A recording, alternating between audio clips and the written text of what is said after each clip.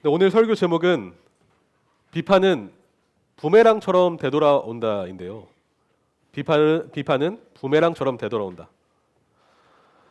네, 성도님, 제가 한 가지 고백할 게 있습니다. 여러분, 강의 설교자가 겪는 증상이 하나가 있어요.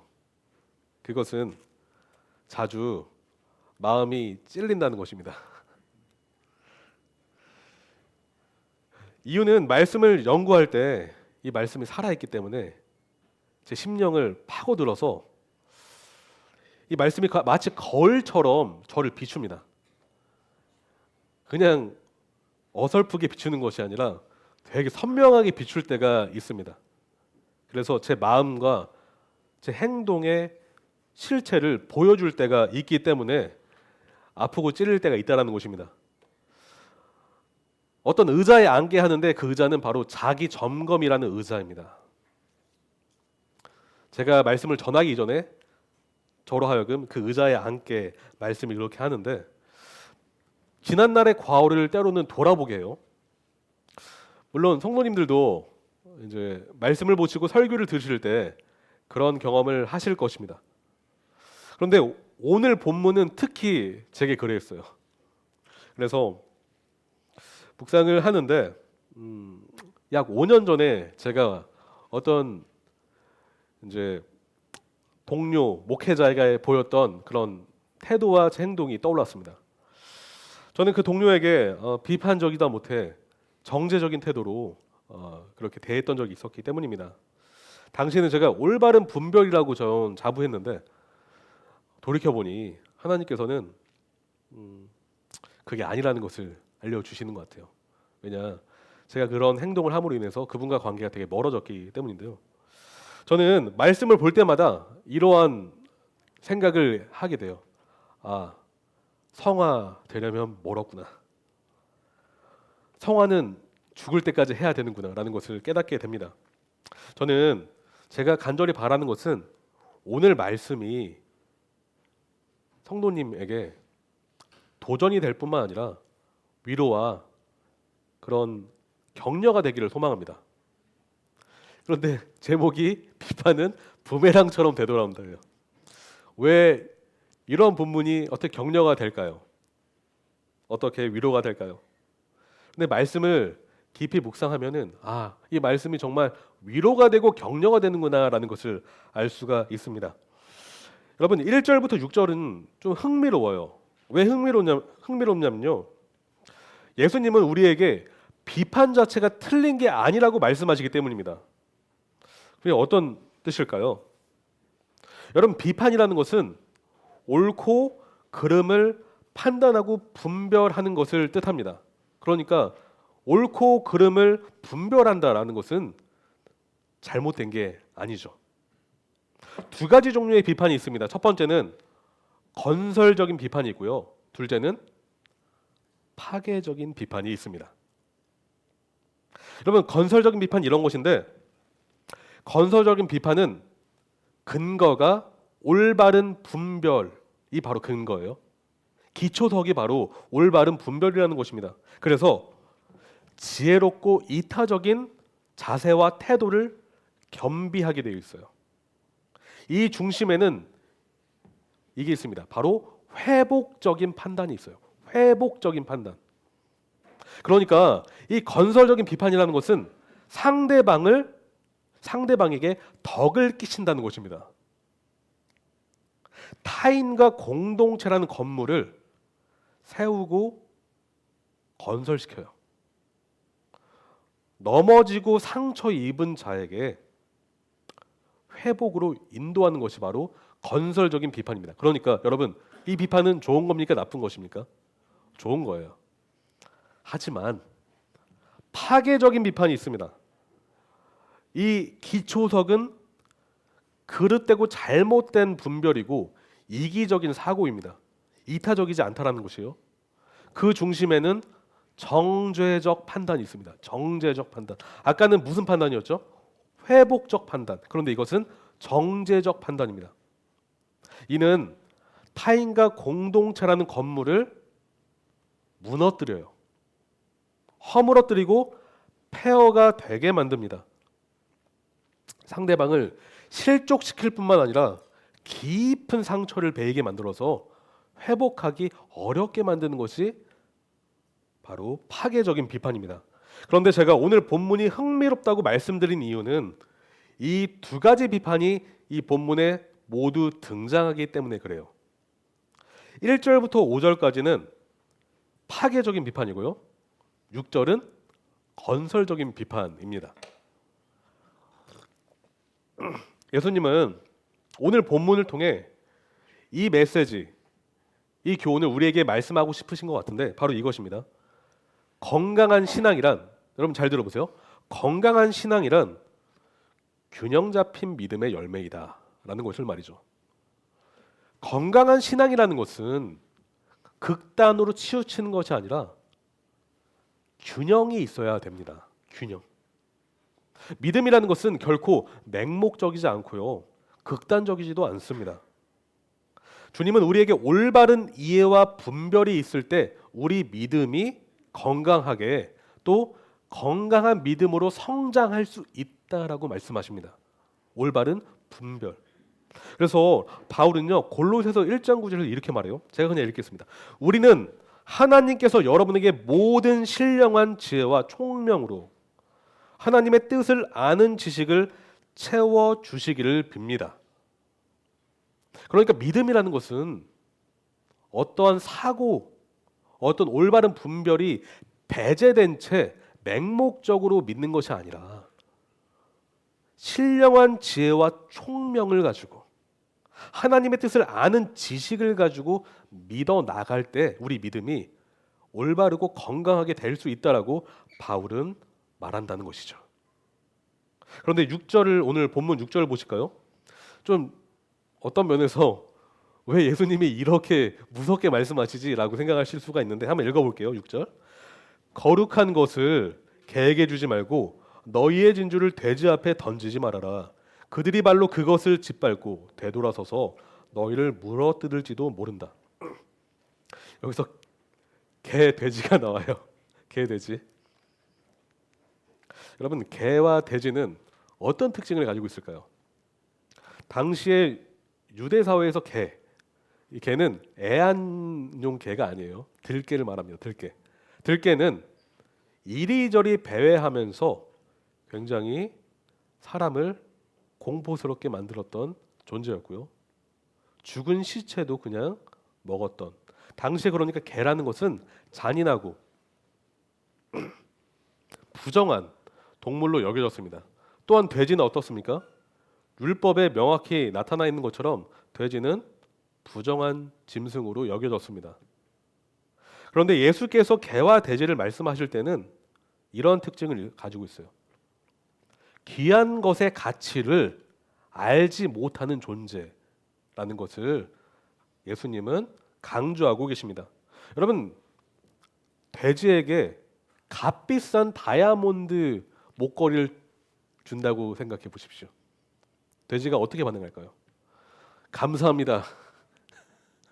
이 몇 억짜리 다이아몬드 제가 귀하게 모시겠습니다 하겠습니까? 돼지는 그것을 삼킬지도 모르겠습니다. 가치를 모르기 때문에 그렇습니다. 개와 돼지는 결국 이성 없는 짐승처럼 살아가는 사람들을 지칭합니다.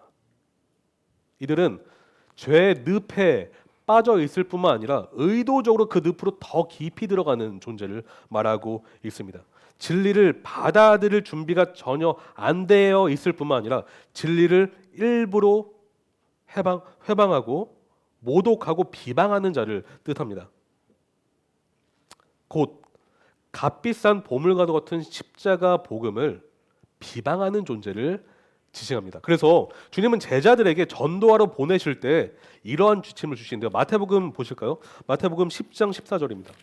마태복음 10장 14절.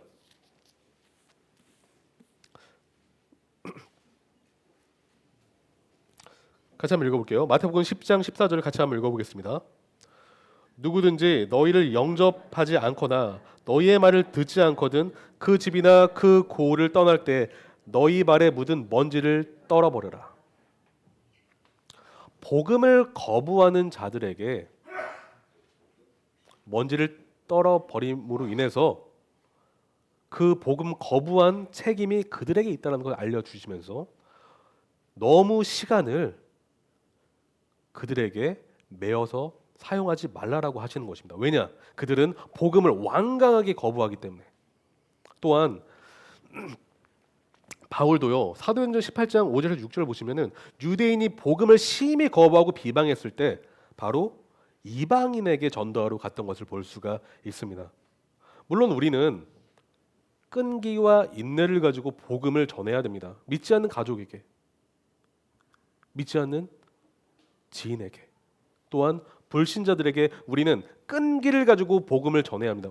성경은 끈기를 가지고 기도하고 전하라고 말씀하기 때문입니다. 하지만 우리는 분별력을 가지고 우리에게 주어진 시간과 지혜를 잘 사용해야 된다는 것이에요. 요점은 분별력을 가지고 우리가 믿음을 발휘할 때 그 믿음이 효과적으로 사용될 수 있다라는 것을 예수님은 말씀하고 있습니다. 그러니까 따라서 우리는 분별력을 가지고 살아야 될 줄로 믿습니다. 하지만 오늘 본문은 제가 좀 더 이제 강조하고 더 다루고 싶은 것은 1절에서 5절이에요. 1절에서 5절인데 여러분, 우리 삶에서 건설적인 비판이 더 많습니까? 아니면 파괴적인 비판이 더 많습니까? 어떠세요? 네. 침묵을 하시는 거 보시니까. 네. 남편과 아내에게, 공동체 형제 자매에게, 부모 혹은 자녀에게, 직장 동료나 친구에게, 심지어는 잘 모르는 타인에게, 나 자신이 그들에게 하든지 그들이 나 자신에게 하든지 우리는 파괴적인 비판을 경험할 때가 참 많습니다. 여러분, 마태복음 7장에서 1절에서 6절을 보시면 파괴적인 비판에 대한 구절이 더 많이 예수님이 말씀하고 있어요. 지금이나 과거나 별반 다르지 않다라는 것입니다. 여러분, 1절을 같이 한번 읽어볼까요? 1절 같이 한번 읽어보겠습니다. 너희가 심판을 받지 아니하려거든 남을 심판하지 말아라. 주님은 남을 심판하지 말아라라고 하세요. 심판. 이 명령의 의미를 파악하기 위해서 단어의 문맥적 의미를 한번 살펴봤으면 좋겠는데 여기서 심판이라고 번역되어 있잖아요. 판단, 비판이라는 의미입니다. 아까도 말씀드렸지만 이 비판은, 이 판단은, 이 심판은 문맥에 따라서 긍정적일 수도 있고 부정적일 수가 있어요. 그런데 예수님은 지금 비판하라고 하십니까? 하지 말라라고 하십니까? 그러니까 어떤 비판일까요? 부정적인 의미의 비판이에요. 새 번역은 비판이라고 번역하지 않고 심판이라고 번역을 했는데 저는 굉장히 옳은 번역이라고 생각을 합니다. 왜냐? 심판이라는 의미 안에는 이미 정죄가 포함된 단어이기 때문입니다. 여러분, 정죄가 무엇이죠? 여러분, 정죄가 나쁜 것일까요? 정죄가 무엇인가요? 우리는 정죄하지 말라라는 말을 많이 듣습니다. 왜 저한테 정죄하세요? 정죄하지 마세요. 또는 조언을 들을 때 우리는 정죄함으로 인해서 상대방을 더 아프게 만들 수 있기 때문에 정죄하지 말라라는 조언을 많이 받는데 여러분, 정죄에 대해서 한번 살펴봅시다. 정죄는 칭의와 반대되는 개념이에요. 여러분, 칭의가 무엇이죠? 의롭다함을 칭함받는다라는 것이 칭의예요. 그런데 여기서 칭의의 주체가 누구시죠? 하나님이십니다. 정죄는 반대되는 개념인데 법정에서 재판관이 너는 이제 죄인이야라고 선포하는 최종 판결을 의미합니다. 우리가 의롭다함을 칭함받았을 때 우리의 의인됨의 신분은 영원히 지속됩니다. 그러니까 정죄한다는 것은 또한 영원히 죄인으로 신분이 못 박아진다라는 뜻입니다. 여기에는 신분 변화가 없다라는 것이요. 최종 판결을 의미하기 때문에 그렇습니다. 그래서 정죄라는 것은 나쁜 것은 아니에요. 왜냐? 정의와 공의를 실현한다는 의미에서 정죄는 하나님의 측면에서는 옳고 선한 것이기 때문에 그렇습니다. 하지만 예수님은 우리에게 정죄하지 말라라고 하세요. 우리 인간들에게 정죄하지 말아라라고 하신다는 것입니다. 이는 정죄를 누가 하느냐에 따라서 선할 수도 있고 악할 수도 있다라는 뜻입니다. 문제는 누가 정죄하느냐에 달려 있는 것입니다. 성경은 사람을 심판관이라고 명명하지 않습니다. 유일한 심판관은, 최종 심판관은 오직 여호와 하나님이시라고 하고 있습니다. 우리 야고보서 4장 11절 한번 보실까요? 야고보서 4장 11절.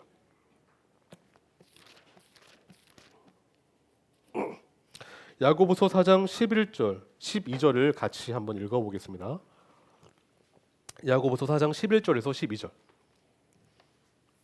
야고보서 4장 11절에서 12절 다 찾으셨으면 같이 읽겠습니다. 형제자매 여러분, 서로 헐뜯지 마십시오. 자기 형제자매를 헐뜯거나 심판하는 사람은 율법을 헐뜯고 율법을 심판하는 것입니다. 그대가 율법을 심판하면 그대는 율법을 행하는 사람이 아니라 율법을 심판하는 사람입니다. 율법을 제정하신 분과 심판하시는 분은 한 분이십니다. 그는 구원하실 수도 있고 멸망시키실 수도 있습니다. 도대체 그대가 누구에게 이웃을 심판합니까?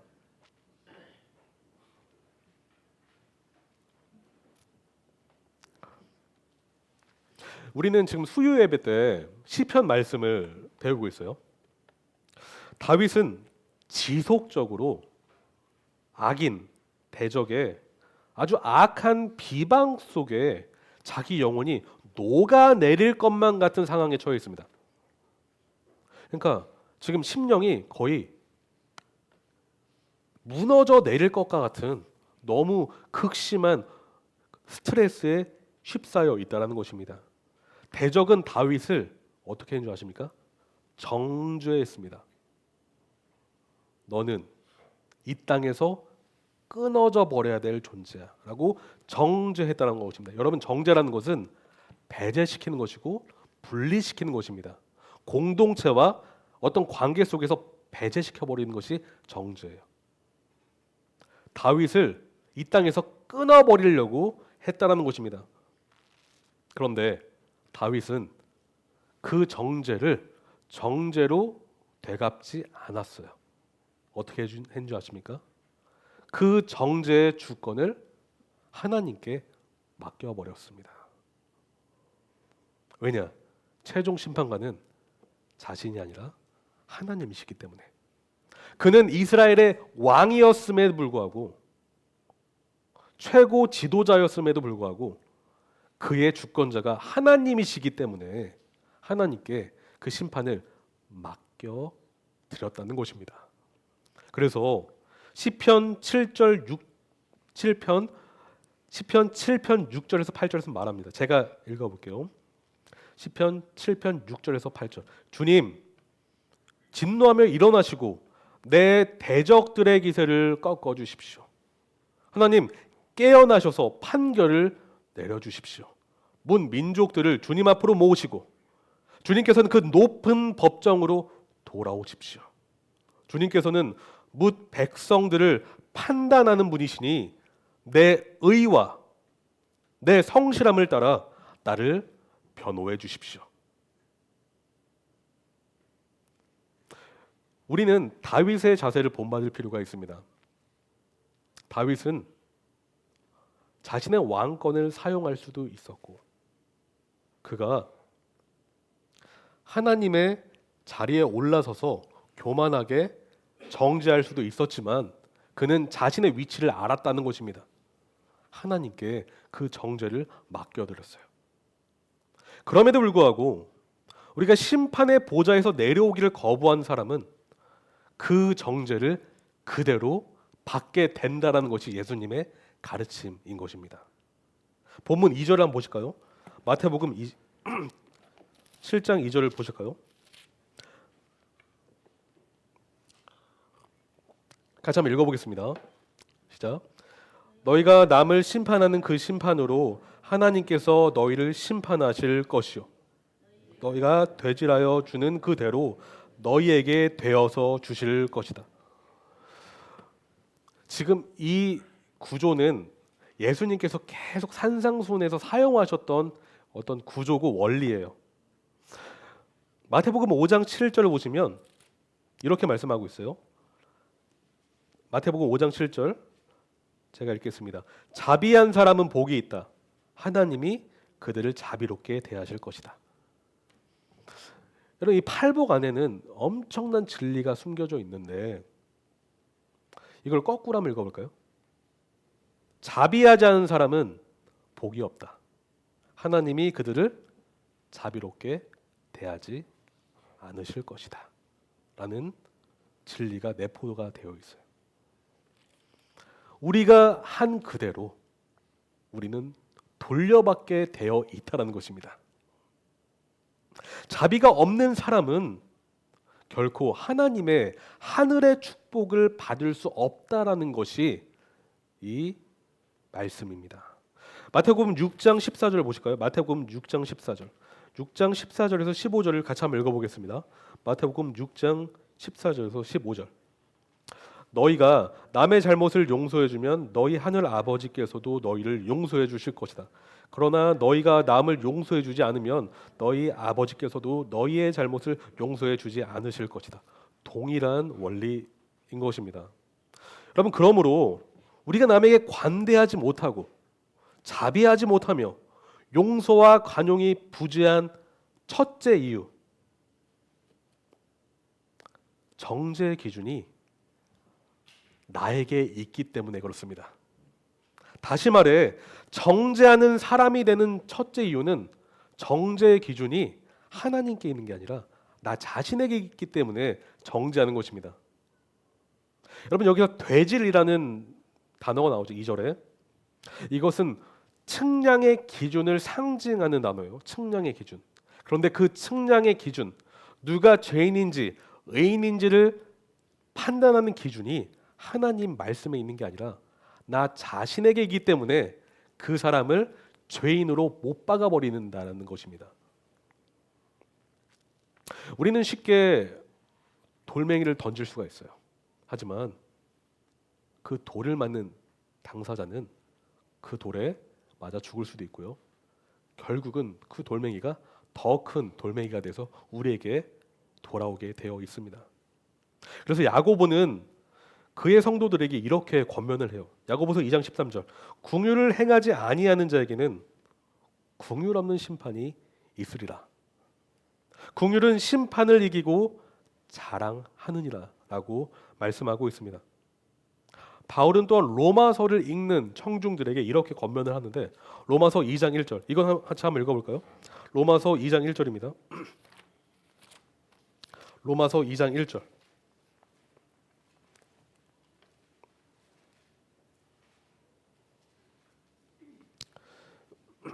같이 읽어보겠습니다. 로마서 2장 1절입니다.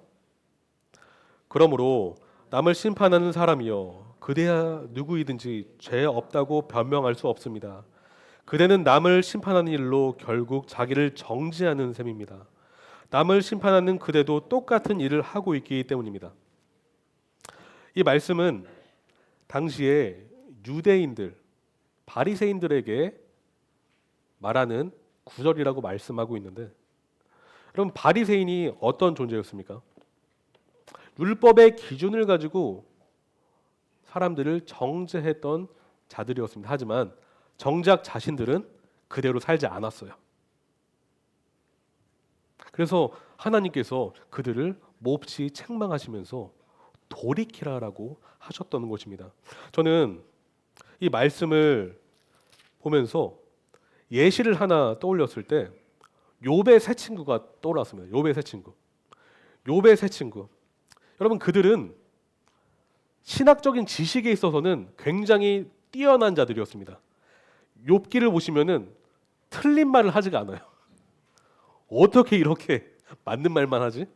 그런데 그 맞는 말을 들었던 욥은 어땠습니까? 영혼이 점점 피폐해졌습니다. 그들이 했던 말의 내용은 성경적이어 보일진 모르겠지만 욥이 처한 상황과 욥이 그렇게 그런 일을 겪었던 그 이유에 대해서는 전혀 상관없는 말들을 쏟아냈다라는 것입니다. 다시 말해 자기 기준에 함몰된 그런 말들만 했을 뿐입니다. 이들은 욥의 고난이 그의 죄 때문이라고 단정 지어버렸어요. 여러분, 정죄한다는 것은 단정 짓는 것입니다. 판결이 끝나버리는 거예요. 이미 나는 판결을 내렸다. 너는 죄인이야. 욥, 너의 고난은 너의 죄 때문이야. 그게 아닌데도 말이죠. 정죄는 단정 짓는 마음에서부터 출발합니다. 사람의 동기를 쉽게 판단하고 그의 생각을 쉽게 판단하며 그의 행동을 쉽게 판단할 때 정죄는 그의 것이 됩니다. 하지만 여러분, 우리는 절대 사람의 동기를 완벽하게 알 수가 없어요. 왜입니까? 우리는 인생들일 뿐이기 때문입니다. 오직 사람의 마음을 정확히 꿰뚫어 보시는 분은 여호와 하나님 뿐이시라는 것입니다.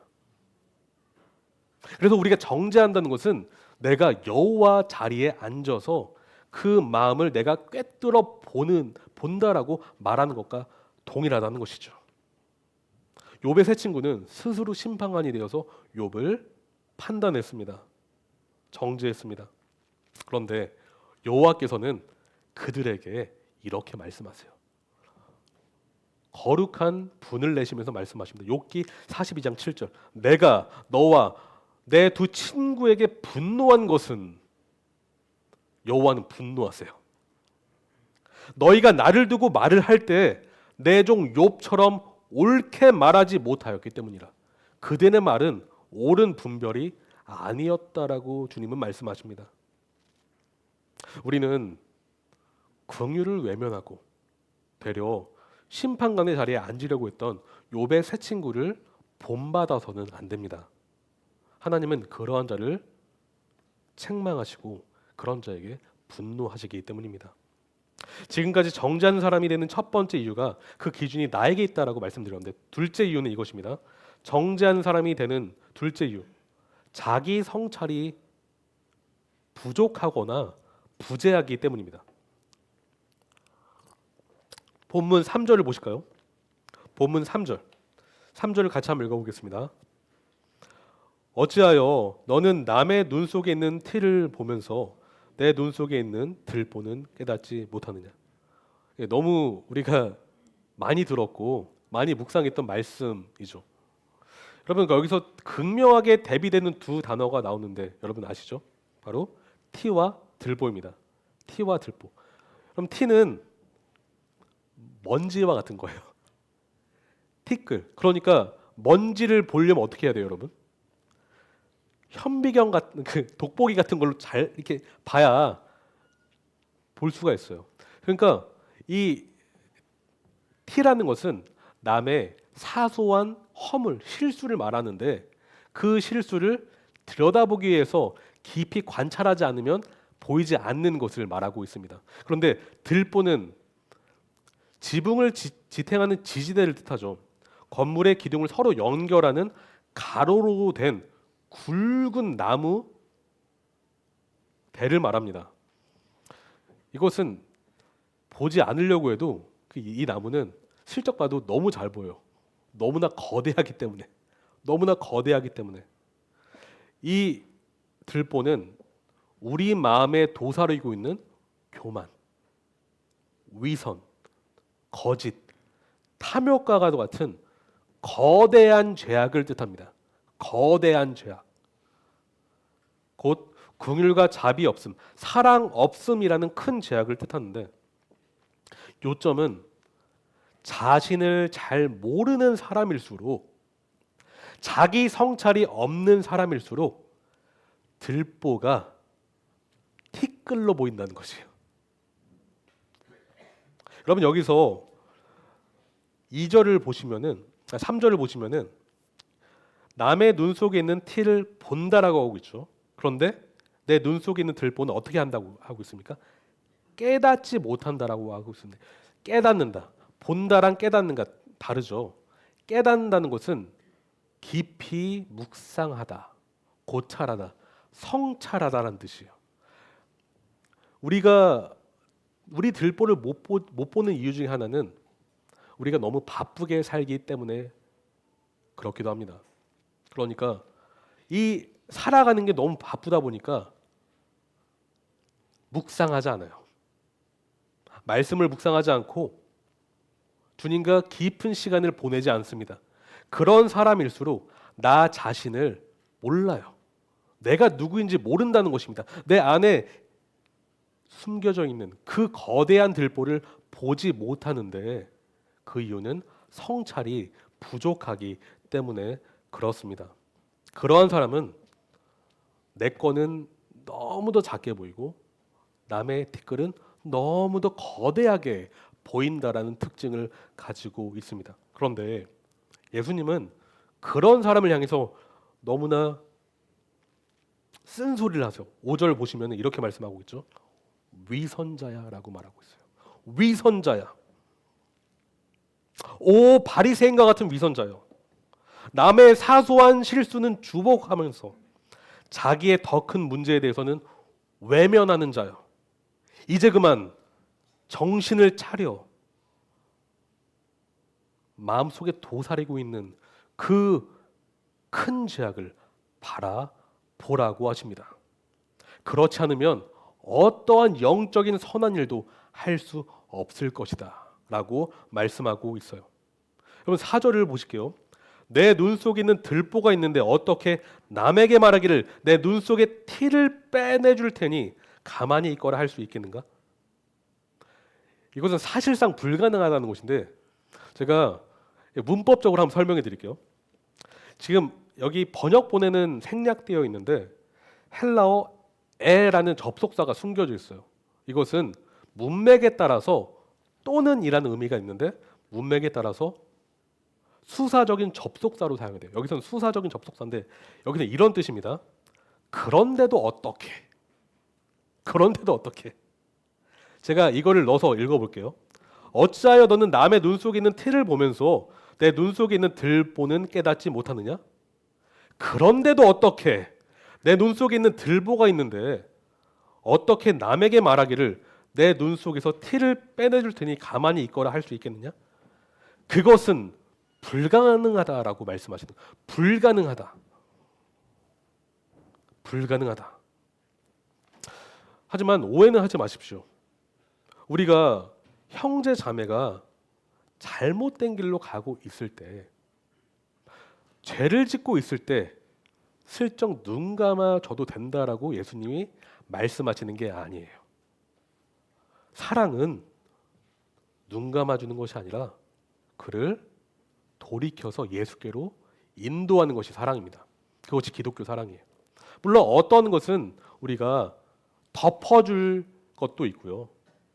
어떠한 것은 우리가 오래 참는 가운데 타이밍을 기다리면서 이야기해 줄 필요가 있는 것도 있습니다.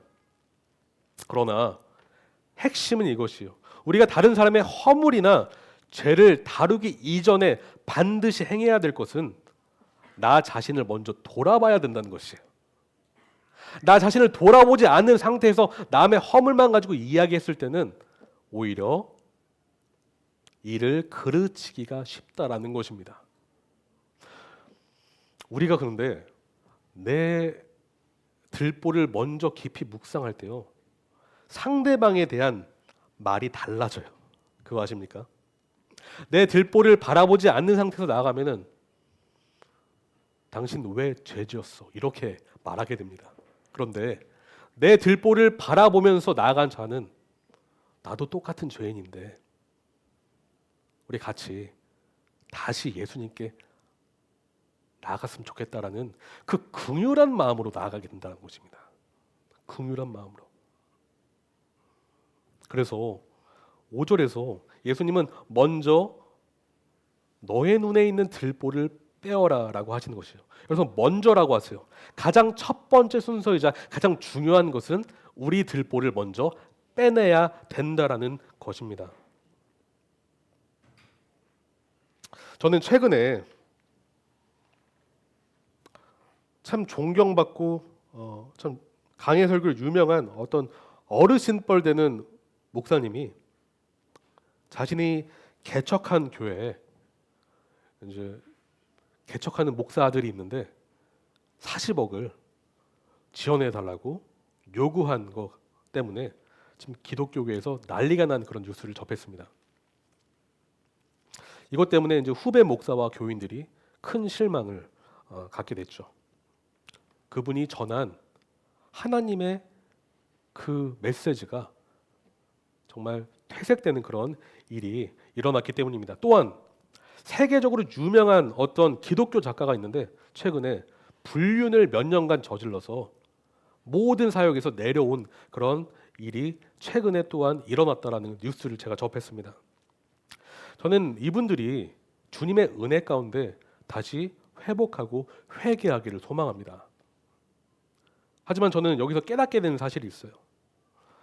아무리 영적 리더가 옳은 소리를 하고 날카로운 통찰력으로 다른 사람을 영적으로 인도한다고 할지라도 자신이 먼저 영적으로 깨어있지 않으면 결국 부끄러운 결말을 맞이하게 될 수밖에 없다는 것을 말이죠.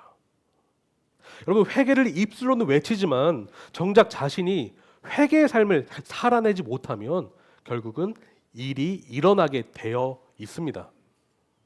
여러분, 이 사실은 목사인 저와 영적 리더에게만 적용되는 것이 아닙니다. 모든 기독교인에게 적용되는 메시지예요. 그렇다면 여러분, 우리는 어떻게 우리 눈에 있는 들보를 빼낼 수 있을까요? 저는 3가지 적용점을 나누고 설교를 마치려고 합니다. 첫째는요, 여러분, 복음의 본질로 우린 돌아가야 됩니다. 복음의 본질로 되돌아가야 합니다. 여러분은 복음이 정죄하는 복음이라고 생각하십니까? 아니면 회복의 복음이라고 생각하십니까? 복음은 정죄적인 메시지가 아니라 회복적인 메시지입니다. 왜 그럴까요? 복음은 죄를 드러내고 폭로하지만 죄인을 은혜 가운데 생명의 길로 인도하기 때문에 그렇습니다. 복음은 죄를 설명하고 선포하지만 죄인을 회개시켜 믿음으로 영생을 얻게 하기 때문입니다. 그렇다면 왜 복음은 정죄적인 복음이 아니라 회복적인 복음인지 더 구체적으로 말씀드리길 원해요. 여호와 하나님께서 먼저 정죄한 그 분이 누구이신 줄 아십니까? 우리가 정죄받았어야 될 그 자리에 아들 예수 그리스도를 정죄 자리에 앉히셨어요. 여러분, 십자가를 보십시오. 여러분, 십자가를 한번 보십시오. 여러분은 십자가에 달린 예수 그리스도를 어떻게 해석하십니까? 여러분은 십자가에 달린 예수님을 통해 무엇이 보이십니까? 정죄당한 어린 양을 한번 보십시오. 여러분, 그리스도의 십자가는 우리에게 외칩니다. 최종 심판은 이미 끝났다. 심판관이신 여호와께서 자기 아들을 십자가에 못 박았다. 정죄는 이미 끝나버렸다. 하나님의 거룩하신 진노는 어린 양에게 모두 쏟아부어졌다. 그 아들의 희생으로 말미암아 정죄함은 이미 종결됐다라고 십자가 복음은 말합니다. 여러분, 요한복음 3장 17절을 보십시오. 하나님께서 아들을 세상에 보내신 것은 세상을 심판, 정죄하시는 것이 아니라 아들을 통하여 세상을 구원, 회복시키기 하시려는 것이다라고 말씀하고 있습니다. 로마서 8장 1절 2절은 어떻습니까? 그러므로 이제 그리스도 예수 안에 있는 자에게는 결코 정죄함이 없나니 이는 그리스도 예수 안에 있는 생명의 성령의 법이 죄와 사망의 법에서 너를 해방하였습니다. 전 여러분에게 이 사실을 다시 바라보셨으면 좋겠다는 권면을 드리고 싶어요. 우리가 정죄하지 말아야 되는 이유는 우리가 예수 그리스도 안에 있다면 정죄함에서 이미 해방됐기 때문입니다. 우리가 해방됐기 때문에 우리는 정죄함이 아닌 사랑과 긍휼로 나아갈 수 있는 것입니다. 그리스도 예수 안에 있다면 말이죠. 근데 저는 이 시간 혹시 이 자리에 예수님을 믿지 않는 분이 계시면 십자가 복음의 그 메시지를 다시 한번 생각해 보시라고 말씀드리고 싶어요. 우리가 예수님을 믿기를 거부한다면 정죄는 우리에게 되돌아올 것입니다. 최종 심판 날에 여호와께서는 물으실 것이요, 내 아들 예수를 믿었느냐? 우리가 믿음을 거부한다면 그 정죄함을 이미 끝내버리신, 집행하신 예수 그리스도를 믿지 않는다면 그 정죄함이 우리에게 다시 되돌아오게 된다는 것을 여러분 기억하십시오. 두 번째는요, 우리는 온유하고 관대해져야 합니다. 온유하고 관대해져야 합니다.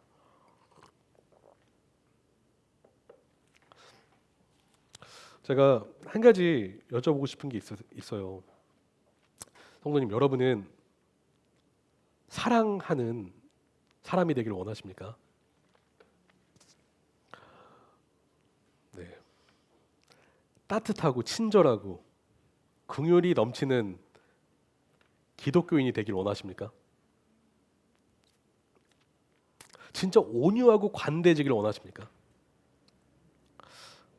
그렇게 되길 원하지 않으세요? 여러분, 이걸 한번 잘 생각해 보세요.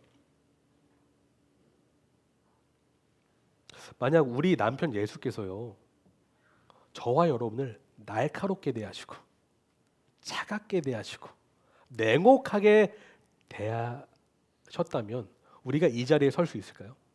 우리가 예배를 드릴 수 있을까요? 기쁨으로 하나님을 높여드릴 수 있을까요? 아닐 것입니다. 우린 전전긍긍하면서 이를 부들부들 떨면서 언제 나는 혼나지? 언제 나는 또 하나님께 가혹하게 또 매맞지?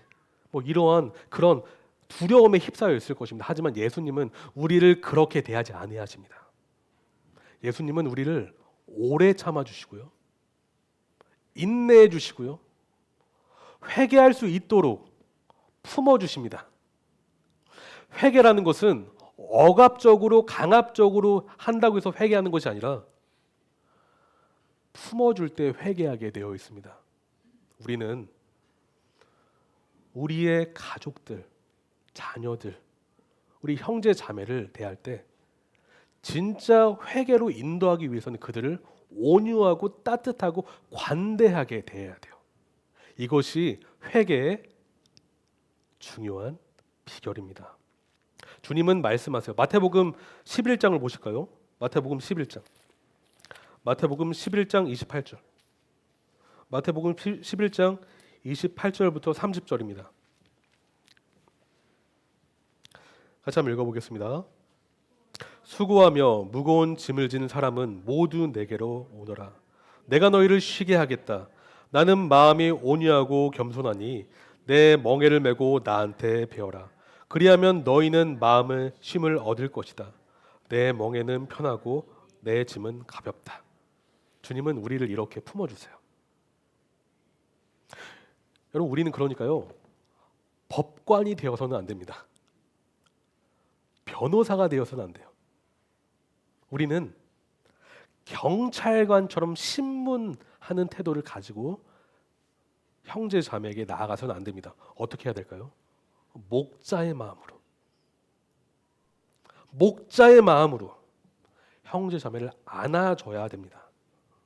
우리가 예수님과 같이 온유하고 겸손한 마음으로 형제 자매의 허물과 죄를 보듬어 줄 때, 그때 그 형제 자매가 주님께 무릎 꿇게 된다라는 것을 여러분 기억하십시오.